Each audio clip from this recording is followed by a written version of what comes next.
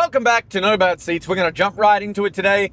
This is the inaugural. We went to see a movie in IMAX. Here we are. Inaugural, we are driving a car. Oh, also, yeah, that's more to the point. If you hadn't noticed. If you hadn't noticed,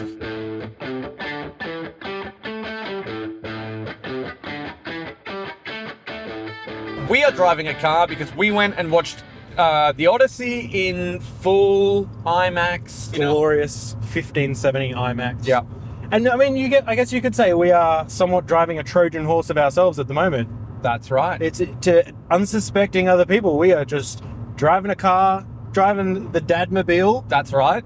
Just little do they know, it's an on-the-road podcast happening right now. Happening as we go. Now, hopefully, we're not getting too much road sound. I feel hopefully. Yeah, I was going to say, for the listeners, it might depend on how much I can take out of the in the edit. So this is either going to be a really great podcast that we can do again when we see other films in Melbourne, or it's going to suck really bad and we're going to have to never do it again.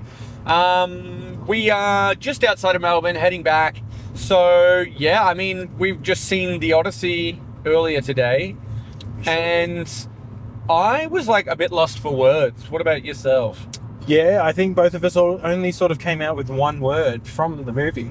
I feel weird saying the word because it's like, yeah, that's the thing. Of course. But epic. It was like, I don't even know how to describe it other than the word epic because it just, I think I kept saying like so full. It's sort of like such a full movie. It's like there's something always going on and some, like, obviously, but it's just so jam-packed with like big performances, big set pieces, big everything, like big sound, obviously, especially in IMAX, it was crazy. The floor's like shaking. And now, before we go too far, cinema etiquette. We were watching the Odyssey, and someone middle of the movie, and we're talking like hour and a half to 2 hours into the movie. I think it was a Robert Pattinson fan because Robert Pattinson comes on screen, and then flash, somebody takes a photo of their phone, off their phone, the screen, with the flash on in the middle of the movie. Cinema etiquette, that is insanity. Do not do it. Not at all how Nolan intended. Not at all how Nolan intended. That was wild to me. Yes. You better believe that they got the half turn, and then they got the stare They didn't get the half turn, they got the full turn. I missed probably 10 seconds of the movie because I was like, what the? Giving them that. And you could see that she had not intended on the flash was not supposed to happen. But hey, the easiest way to prevent that in future, just don't get your phone out and take a photo of the screen in the middle of the movie. Yeah. Anyway, actually, the guy next to me pulled his phone out and was like doing stuff a couple of times too, and I was like, why would you pay this money to come to IMAX and be immersed and then be like, you know what, I am going to take my phone to ancient Greece. That's right. No, dude. We'll get off our high horse on that, but we are obviously both very big, believers that cinema etiquette should exist. And that move was wild. It was a bit of a dick move. Yeah. Anyway, let's get back to the film. We discussed it at the start. What did you think the movie was going to, how did you think the movie was going to start? And we spoke about how, we had come to see Interstellar here back in January, February. Around then. And watched it in IMAX, and they showed the Odyssey footage, and they showed the prologue that Nolan normally does. Like, typically, you go watch a Nolan film, when a new Nolan film's coming out, he shows something from it. I remember not even always a Nolan film. There has been different filmmakers that do it. In this instance, we got a scene, probably a 5-minute scene from Dune Part 3. Yes. Looked incredible. Oh, super exciting. It was when the ships that they were in. We won't go too much into it, but they came in and the floor rattled. Yeah. I was like, God damn, this is cool. And this is coming from someone who you haven't even seen Part 2 yet. No, sorry. So we're gonna have to fix that up. You need to keep going back to that. Get that on the cinema. Once it's on the big screen again, we'll have to be watching that. But obviously we got that, and we had seen the prologue and discussed it. You know, obviously the fall of Troy, Yeah. the Trojan horse scene that happened, because that's obviously the whole sort of It's thing. kind of is like catalyst of is the the movie, Trojan really. horse and Odysseus and all of that. So Matt Damon, obviously, not how the movie started. No, we did expect it to just kick straight into that like sequence that we had seen prior. It's like, this is the Trojan horse story, and now Yeah, and it's not what we got. We Yeah. got sort of, and I almost was like waiting for it for like the first probably like 20 minutes. Like, oh, now they're going to do it, and it wasn't. It was a bit further on into the movie, It was which quite was a, deep into a the nice film, yeah. surprise. Yep.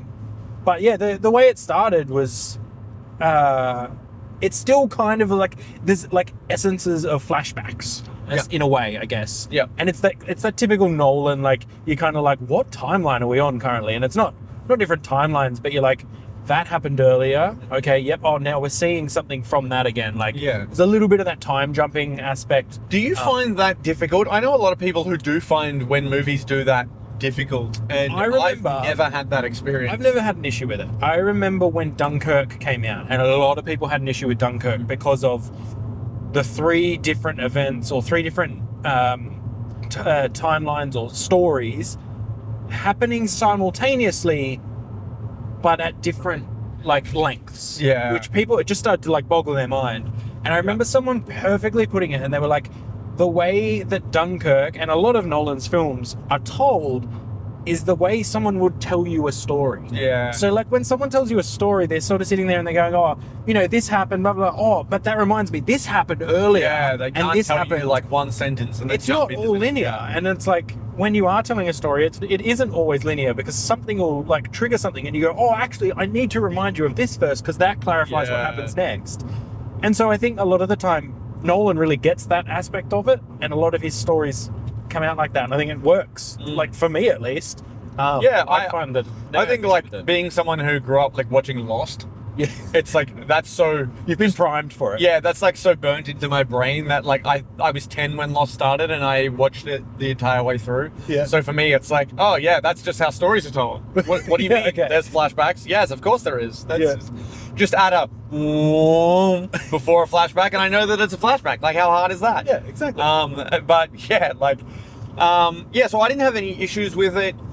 I want to just point out one person here. I mean, we had a great cast in this film, and Matt Damon is incredible. All Stacked, those things. even. Stacked cast, another stacked cast. But If we get hate for this stacked cast, I quit, because Yeah, this that's isn't it. actually fully blown stacked cast. the There's a lot most of stacked people in cast. it. You know what? We haven't said stacked cast since Since last like year. our second episode. Since like last year, and this is the most stacked cast of the year, I would say. Yeah. Anyway, knowing now that this is the most stacked cast of the year, one person that really impressed me was I actually really liked Tom Holland in this role. Which I was wondering what your thoughts were on this, Yeah. because you're not a Tom Holland hater. I don't dislike Tom Holland. I You're just just think not he a huge always fan. plays Peter Parker. Yeah. And I don't have a problem with him as Peter Parker. I just think, like, when you are always Peter Parker, and then I go and watch you in Uncharted, and you're doing the Spider-Man pose, You're just doing Peter Parker again. Like, you're just being Peter Parker. He didn't have that kind of like bumbling aspect that he does a lot of the time. There is a element of feeling like you're a bit one note when that's what your default is. Now, I understand. So when he was cast in a Christopher Nolan movie, I was like, what is Christopher Nolan seeing that I'm not? You know- Other than Zendaya's husband, and he wants Zendaya. They wanted to go on holiday together Yeah, to Greece. exactly. It's like, fine, but you've got to cast Tom as well. Yeah. You know, that was the vibe I was getting. Like, oh no, has she just like pulled strings here? But I was really impressed with him in this. This is the first time I think I can comfortably say, phenomenal job. yeah, I think it's the first time I can comfortably say I watched this Tom Holland film and I didn't just see Tom Holland always. There was times he made a couple of faces that I was just like, oh yeah, that's a modern face. John Bernthal also similar kind of thing, where a lot of films he's in, he does a bit of a. Now let me tell you something about John Bernthal. Yeah, He says, let me tell you something in every single film. he got one in And he this. got one in this. And he's like, did you see the talk about it? And he was like, yeah, it's in the script. John Bernthal playing this role. Quickly! Christopher Nolan's like casting it. And he's like, yeah, John Bernthal. Oh, I need to add something to the I script. have, or I have an idea. he had "Let Me Tell You Something" in the script, and when he was reading it, he's like, the only person I can see in this role is John Bernthal. Let me tell you something. Let me tell you something. Yeah, So- so there's so many great performances in this. Robert Pattinson, Yeah. which I think has been getting a lot of coverage. Yeah, for I his mean- performance, it is fantastic. Robert Pattinson I is hated him in this, but I hated his character. Yeah. like his character was just so like slimy and like, yeah. Now, I don't want to say it took me out of it, because it didn't, but I loved how every single time you'd see like Robert Pattinson do something like villainous, and then he'd stand up and walk away, and they'd go to a wide shot, and he had the skirt on, Yeah. and we just saw his bare legs, and like, because obviously that was what they wore, but it was just like so funny. You see this like leather sort of armor that looks masculine. that looks like masculine, and then like obviously that was masculine in the time, but it was just like really funny to see him then just like stand up, and it's like, oh yes, he's in a skirt this entire time. Yes. Now I think also with the when we're talking about the different performances, we should also address that there's a lot of controversy surrounding pretty much every decision that Nolan makes, but a few of the casting decisions, namely Elliot Page, Lupita Nyong'o, and Travis Scott. Yeah. Now collectively, those three make up How many lines do you reckon collectively they've got? 6. Like they make up like 0.5% of the movie. Yeah. So like I think Lupita Nyong'o has maybe 4 lines. yeah. Travis Scott has 2. Yeah. And I think Elliot Page had a few more. Elliot Page probably had 10. Okay, yeah, we'll sit Himself. around the 20 lines mark. So, but significantly, in terms of like, you've got a 3-hour film here, I reckon all of them were collectively on screen for under 2 minutes. yeah. Which is interesting to me because they've made it this big thing. I mean, you know, people who... And people kept going on about the Elliot Page thing playing Achilles. And Yeah, that's not he's really... not playing Achilles. I actually really liked the story with Elliot Page's character. So did I. And there's a certain scene, like, it's not... I guess it is kind of spoilers. We won't really go into it. There is a It is scene... based on a book.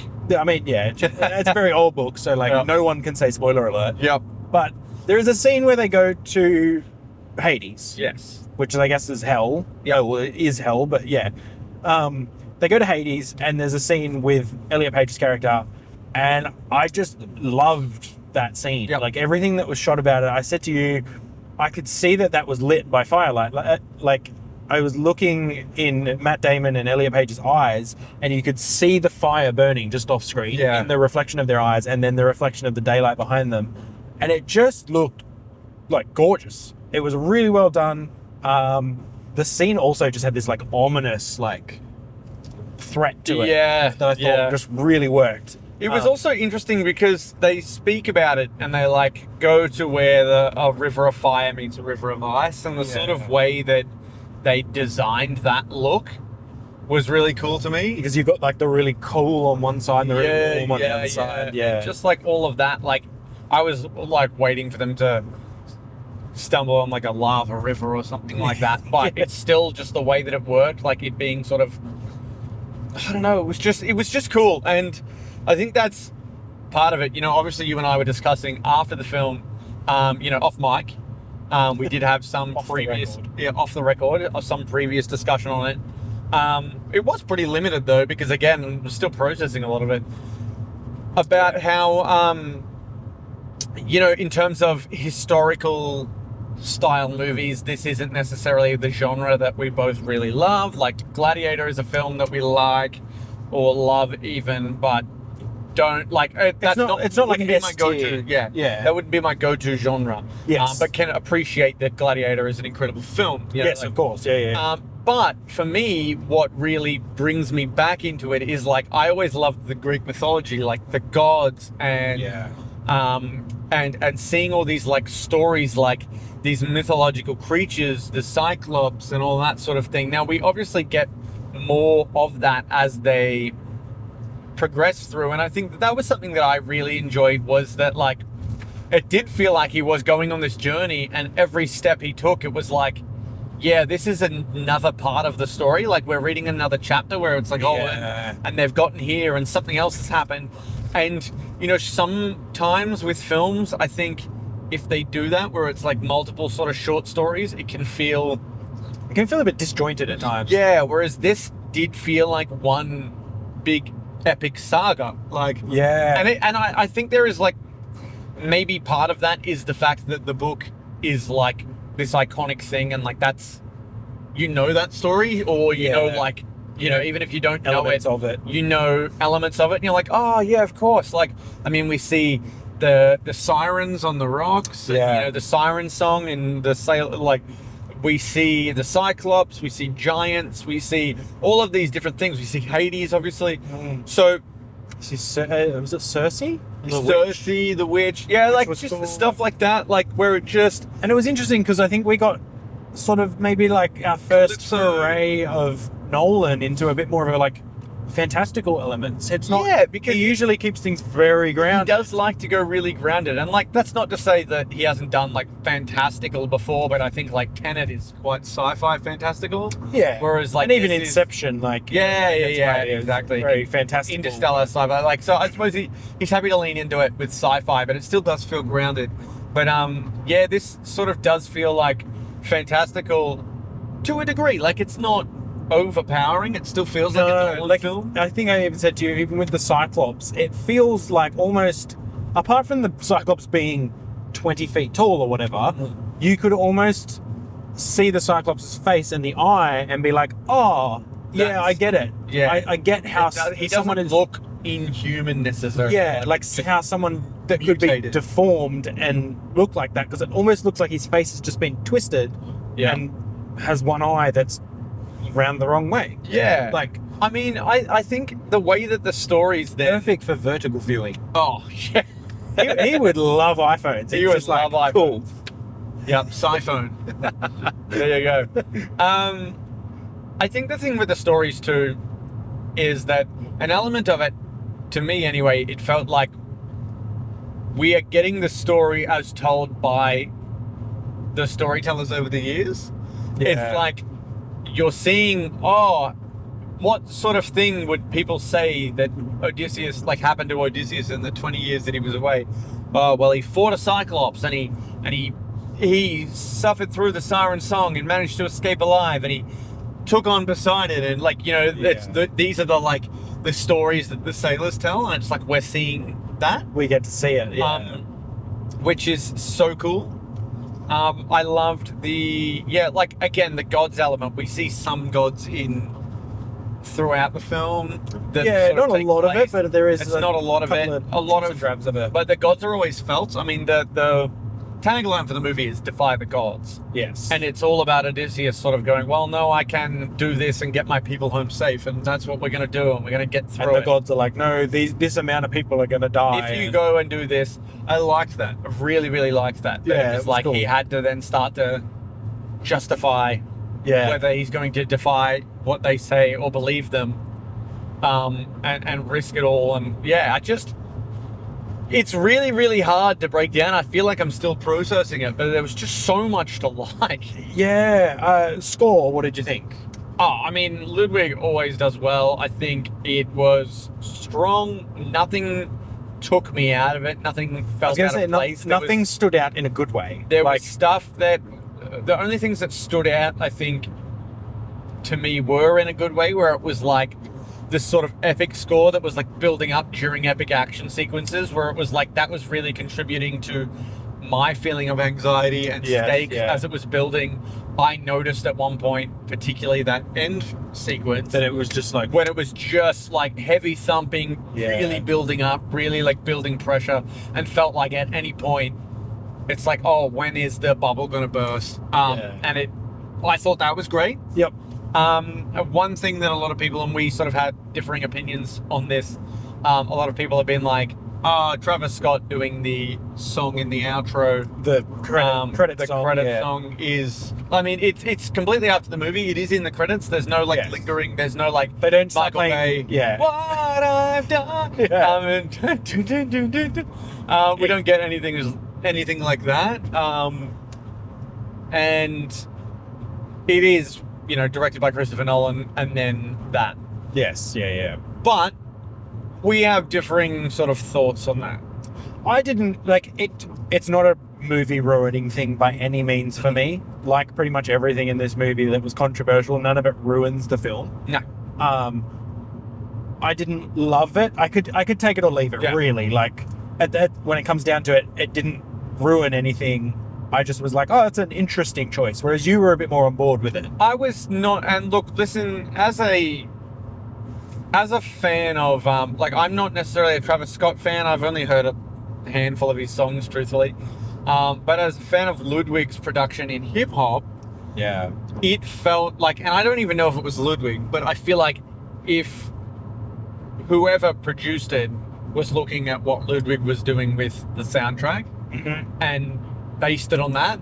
So to me, it felt very much like Ludwig's hip-hop production, but I also appreciated that it didn't go into, it wasn't like, it doesn't come in with like an rap. 8-mile beat or something like that. No, it's not straight rap. It's like melodic hip-hop that then feels like it sort of fits with what Travis Scott was doing with the character anyway. So it's sort of like, not that Travis Scott was like throwing auto-tune raps down in the middle of the movie. Although at one point I did see his gold teeth. Oh, really? Yeah. He opened his mouth at one point and I saw like the gold teeth. And I was like, oh, we didn't keep that out. Yeah, maybe work on that. I mean, I guess in ancient Greece, I don't think their dentals would have been very good, in fairness. So, but all right. Now, I want to go briefly into spoiler territory here. Okay. So I only want to talk for 2 minutes on spoilers, and I don't want to talk about any. Like, there's one specific thing that I want to talk about. I want to see if it's the same for you. So, skip ahead 2 minutes if you haven't seen the film yet. Here we go. Most emotional part of the movie for you? The dog. The dog. Yeah. 100% the dog. Yeah. So I was like, was there another scene? And then there was one other scene where I was like, oh, is this going to get really sad and emotional? And then I was like, no, it's just the dog. Plot of the film, old dog. He's Odysseus's dog from... He'd picked him up 20 years ago. His handler said, oh, he knows that Odysseus is keeping him alive. He's alive, and he's going on. And when Odysseus finally gets back, before he reveals himself, he sees the dog and he goes over and he pats him and gives him a little pat. And this dog is old and really struggling, and just hasn't moved for half the movie. Hasn't moved for half the movie. Sees Odysseus, makes a noise like a happiness. Slight tail wag, passes away. It's like he was just waiting to see Odysseus again, and that was all he required. Oh man, broke me. Yeah. And I think there's like a quick flashback to like a puppy scene too. I was like, oh, Nolan. Yeah. What are you doing to me? James Gunn wishes. Yeah, James Gunn. James Gunn would be like, he has to get back to his dog. That's the whole point of the movie. The Odyssey, end scene. The Odyssey is like, stuff Anne Hathaway. He has a dog he has to get back to. And you know what?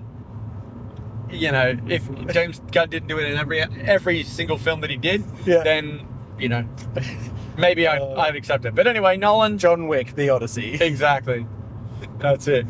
All right, so that is our brief spoiler talk. Yep, we're out of spoiler talk, so you can tune back in now.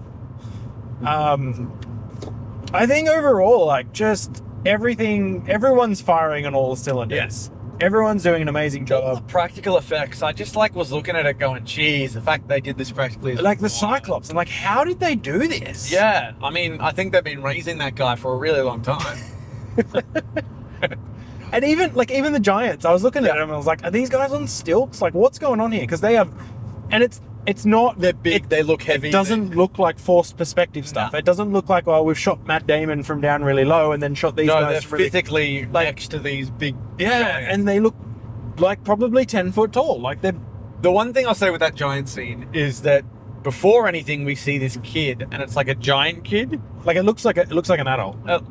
But when they said, if that's the kid, I was like, oh, like, you haven't shown me from, like, you know, perspective, so it's just like, you've only shown me close-ups. Well, it looks like a kid. No, there was one part where the kid was, like, knelt down and they stood up, and that's when I first went, like, I didn't realize it was a kid. I thought it was an adult, and then they were like, the kid laughed, and they were like, if that's the kid. Yeah. But it was very brief. But, like, they didn't show us You didn't get the scale very well. When after standing up, like, comparatively. So then I was just like, and then when they ran off, I'm like, it just looks like a regular kid to me. I don't know what you know, okay. They do the Texas switch, and it's just this like 40-year-old dude running away like.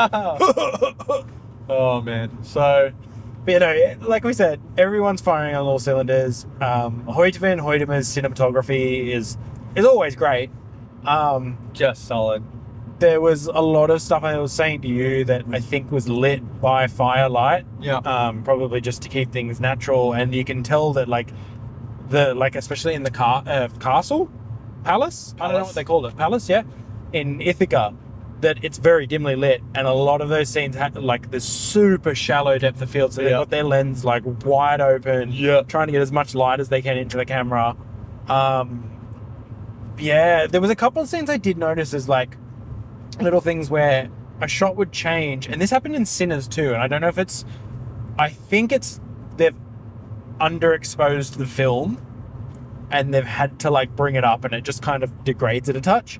But there was a couple of shots where it would switch to this other shot and it would look kind of really faded compared to the other shot. Right. And I remember it happened in Sinners, and I remember they talked about it on a podcast, and they were saying, it's an underexposed shot that they've had to try and save. And there's like, it only happens like once or twice. Like, it's not an issue in the slightest. But I noticed it once or twice, and I was like, oh, what happened there? Like, but overall, like, just brilliant work. Yeah. Hoyte van Hoytema is like holding like I can't remember what they said the IMAX rig is. It's like, I don't know, 200 pounds or some stupid amount of weight on his shoulder, and like they're doing a fight scene, and you can tell that it's shoulder. Are you going for the 5-star?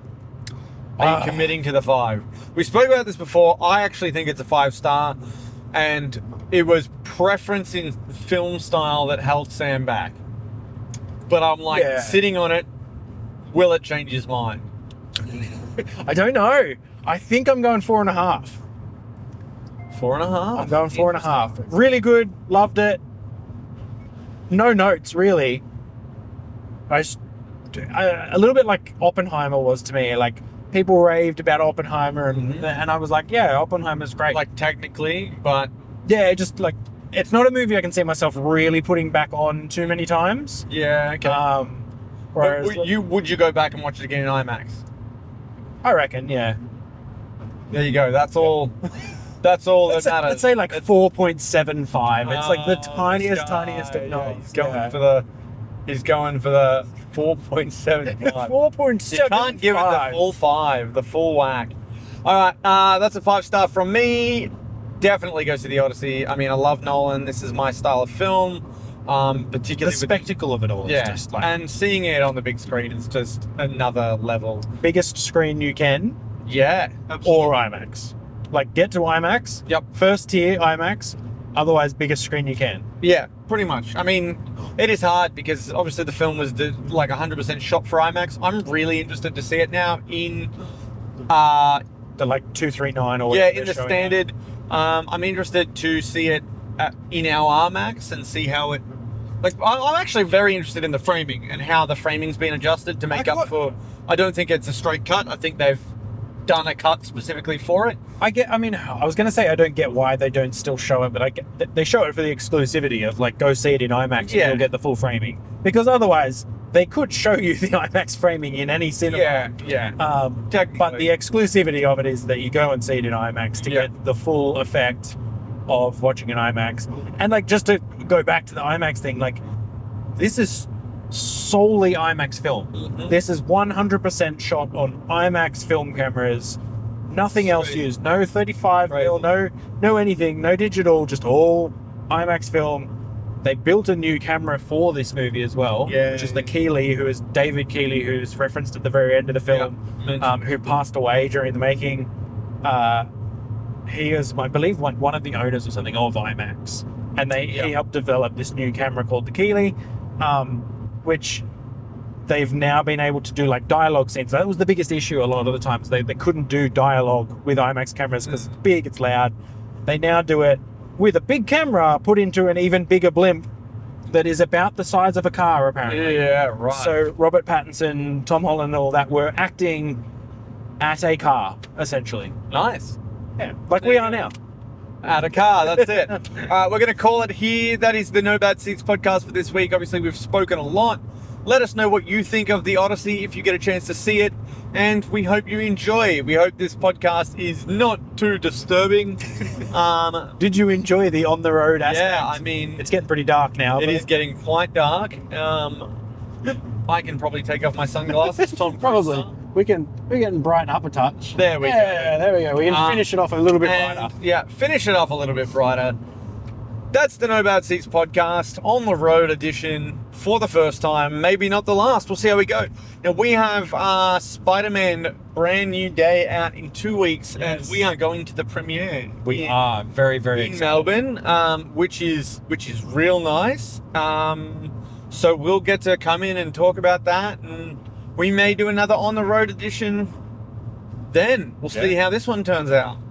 But until then, remember, go watch as many movies as you can on the big screen. Go see this on the biggest screen that you can, because when you're out at the movies, there are no bad seats, except for if you're behind someone or in front of someone who chooses to flash on their phone. We'll see you next time.